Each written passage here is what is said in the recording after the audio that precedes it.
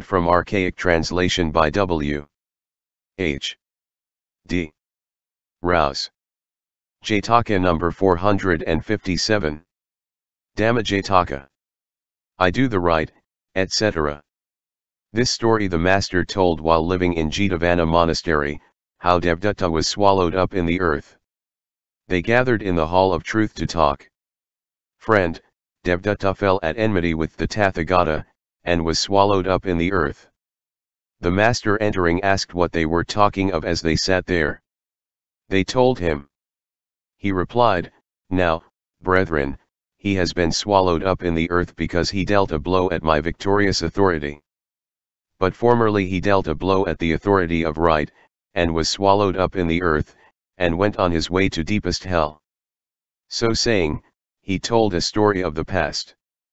Once upon a time, when Brahmadatta was king in Benares, the Bodhisattva was born into the world of sense as one of the gods, and was named Dhamma, or right, while Devdatta was called adhamma, or wrong. As on the fast day of the full moon. In the evening when meals were done, men were sitting in enjoyment each at his own house door in village and city and royal capital. Dhamma appeared before them, poised in the air, in his celestial chariot mounted, and decorated with celestial dress, in the midst of a lot of nymphs, and thus addressed them. Take not the life of living creatures, and the other 10 paths of evil doing avoid, fulfill the duty of service to mother and the duty of service to father and the 3 times course of right. Thus you shall become destined for heaven, and shall receive great glory. Thus did he urge men to follow the 10 paths of right doing, and made a circuit around India rightwise. But adhamma taught them, kill that which lives, and in like manner urged men to follow the other 10 paths of evil doing, and made a circuit around India leftwise. Now their chariots met face to face in the air, and their attendant lots asked each the other, Whose are you? And whose are you? They replied, We are of Dhamma, we of adhamma, and made room, so that their paths were divided. But Dhamma said to adhamma, Good sir, you are adhamma, and I am Dhamma.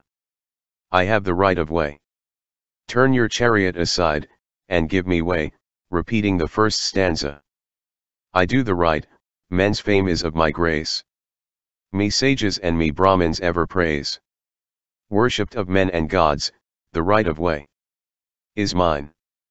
Right am I. Then, O wrong, give place.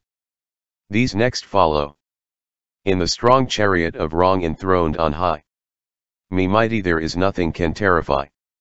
Then why should I, who never yet gave place, make way today for right to pass me by? Right of a truth was first made manifest. Primeval he, the oldest, and the best. Wrong was the younger, later born in time. Way, younger, at the elder born's behest. Nor if you worthy be, nor if you ask. Nor if it be but fair, will I give way. Here let us two today a battle wage. He shall have place, whoever wins the fight. Known am I in all regions far and near. Mighty, of boundless glory, without equal. All virtues are united in my form. Right am I. Wrong, how can you conquer here? By iron gold is beaten, nor do we gold used for beating iron ever see. If wrong against right shall win the fight today, iron as beautiful as gold will be. If you indeed are mighty in the fight, though neither good nor wise is what you say, swallow I will all these your evil words, and willy-nilly I will make you way. These 6 stanzas they repeated, one answering the other. But at the very moment when the Bodhisattva repeated the stanza, adhamma could no longer stand in his chariot, but head foremost plunged into the earth which split open to receive him, and was born again in deepest hell.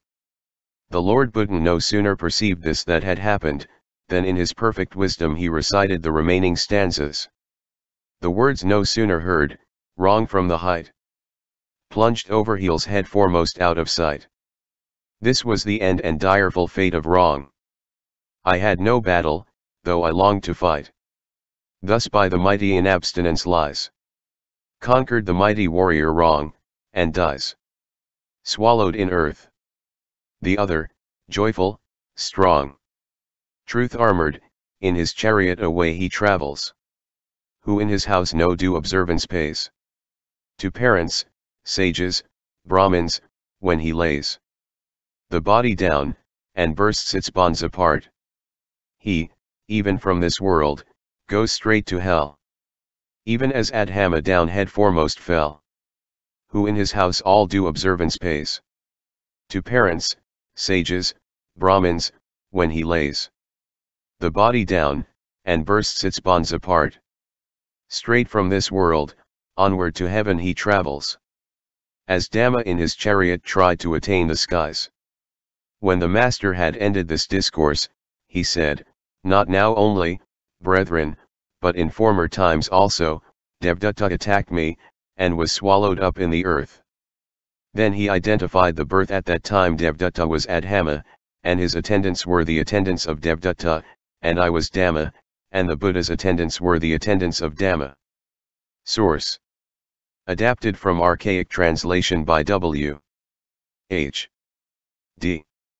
Rouse. Jataka number 458. Udaya-Jātaka. You flawless, etc. This story the master told, while living in Jitavana monastery, about a backsliding brother. The occasion will be explained under the Kusa birth. Again the master asked the man, is it true, brother, that you have backslided, as they say? And he replied, yes, sir. Then he said, O brother, why are you backsliding from a Dhamma such as ours, that leads to salvation, and all for fleshly lusts? Wise men of old, who were kings in Surandha, a city prosperous and measuring 12 leagues either way. Though for 700 years they dwelling in one chamber with a woman beautiful as the nymphs divine, yet did not yield to their senses, and never so much as looked at her with desire. So saying, he told a story of the past. Once upon a time, when King Kasi was reigning over the realm of Kasi, in Surandha his city, neither son nor daughter had he. So he asked his queens to offer prayer for sons. Then the Bodhisattva, passing out of Brahma's world, was conceived in the womb of his chief queen. And because by his birth he cheered the hearts of a great lot, he received the name of Udaya-Bhata, or welcome. At the time when the boy could walk upon his feet, another being came into this world from the world of Brahma, and became a girl child in the womb of another of this king's wives, and she was named with the same name, Udaya-Bhata. When the prince came of years, he attained a mastery in all branches of education. More, he was chaste to a degree, and knew nothing of the deeds of the flesh, not even in dream, nor was his heart bent on sinfulness. The king desired to make his son king, with the ceremonial sprinkling, and to arrange place for his happiness, and gave command accordingly. But the Bodhisattva replied, I do not want the kingdom, and my heart is not bent on sinfulness. Again and again he was pleaded. But his reply was to have made a woman's image of red gold, which he sent to his parents, with the message, when I find such a woman as this, I will accept the kingdom.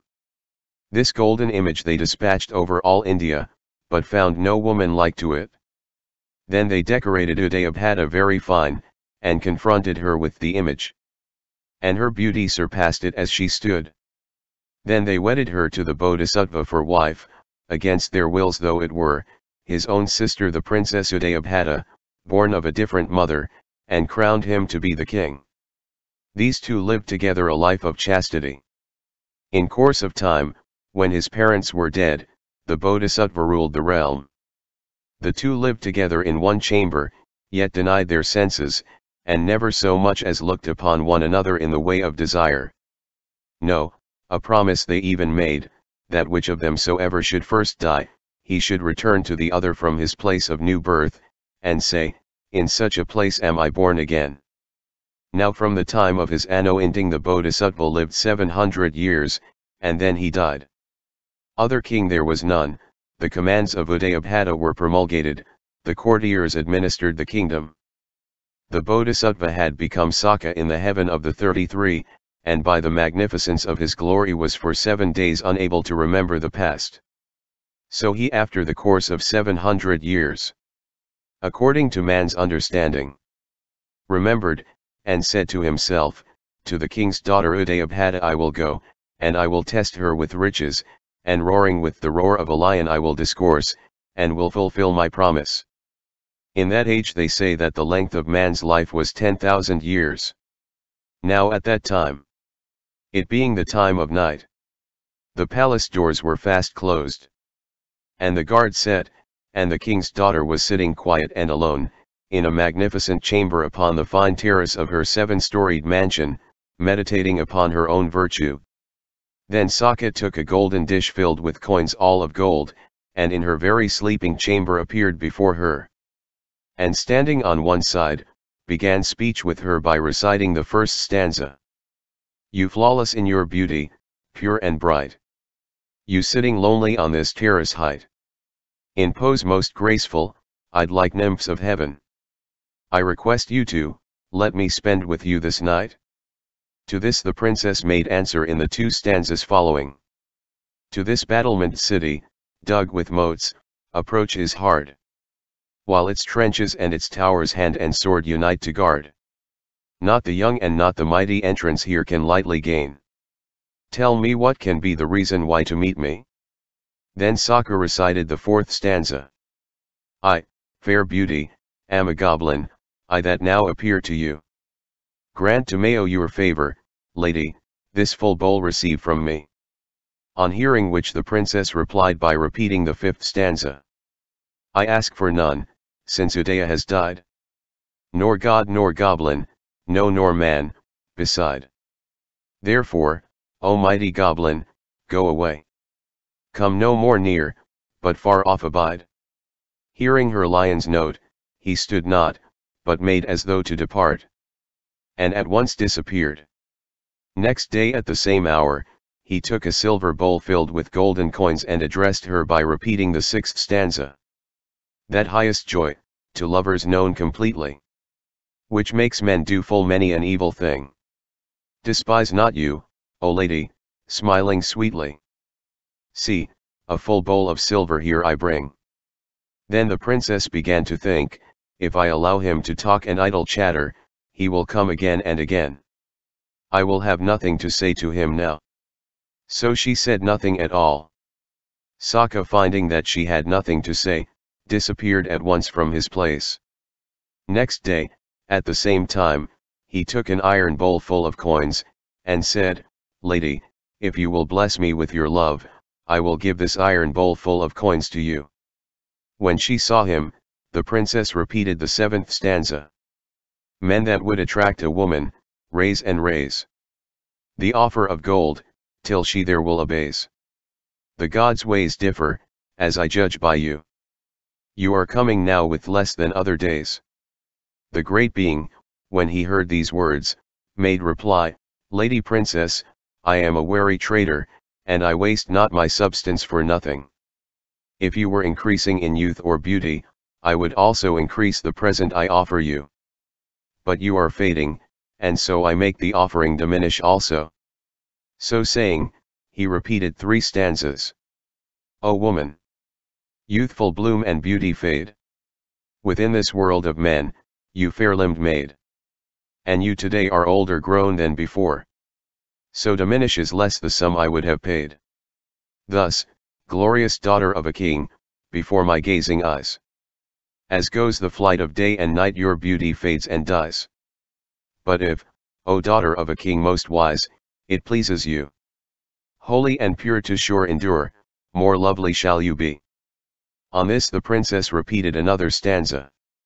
The gods are not like men, they grow not old. Upon their flesh is seen no wrinkled fold. How is it the gods have no corporeal frame? This, mighty goblin, I would now be told. Then Saka explained the matter by repeating another stanza. The gods are not like men.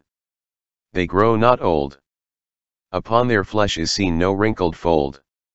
Tomorrow and tomorrow evermore, celestial beauty grows, and bliss untold. When she heard the beauty of the world of gods, she asked the way to go there in another stanza. What terrifies so many mortals here? I ask you, mighty goblin, to make clear that path, in such detail explained. How faring heavenwards need no one fear. Then Saka explained the matter in another stanza. Who keeps in due control both voice and mind?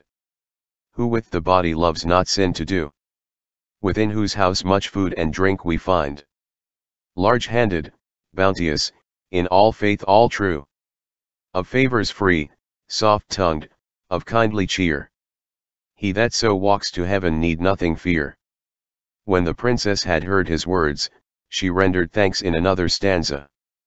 Like a mother, like a father, goblin, you advise me. Mighty one, O beautiful being, tell me who you be? Then the Bodhisattva repeated another stanza. I am Udaya, fair lady, for my promise come to you. Now I go, for I have spoken. From the promise I am free. The princess had a deep breath, and said, You are King Udaya-Bhata, my lord. Then burst into a flood of tears, and added, Without you I cannot live. Instruct me, that I may live with you always. So saying she repeated another stanza. If you are Udaya, come here for your promise truly he comma. Then instruct me, that together we, O prince, again may be. Then he repeated 4 stanzas by way of instruction. Youth passes soon. A moment it is gone by. No standing place is firm. All creatures die. To new life born. This fragile frame decays. Then be not careless, walk in piety.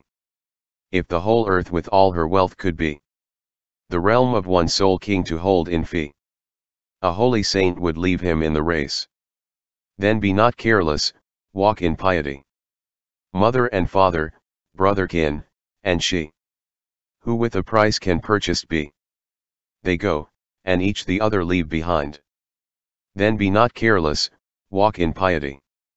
Remember that this body food shall be for others, joy alike and misery. A passing hour, as life succeeds to life. Then be not careless, walk in piety. In this manner gave discourse the great being. The lady being pleased with the discourse, rendered thanks in the words of the last stanza. Sweet the saying of this goblin. Brief the life that mortals know. Sad it is, and short, and with it comes inseparable suffering. I renounce the world. From Kasi, from Surundhana, I go. Having thus given discourse to her, the Bodhisattva went back to his own place. The princess next day entrusted her courtiers with the government. And in that very city of hers, in a pleasant park, she became a hermit. There she lived righteously, until at the end of her days she was born again in the heaven of the 33, as the Bodhisattva's maidservant. When the master had ended this discourse, he explained the truths and identified the birth. Was established in the fruit of the first path. At that time Rahul's mother was the princess, and Saka was I myself.